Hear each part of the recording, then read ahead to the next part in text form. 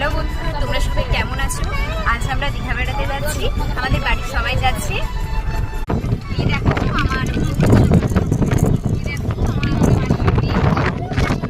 এই দেখো এদিকে আছে নীল ওড়না পরা আমার দিদি বর্দি, তার মেয়ে।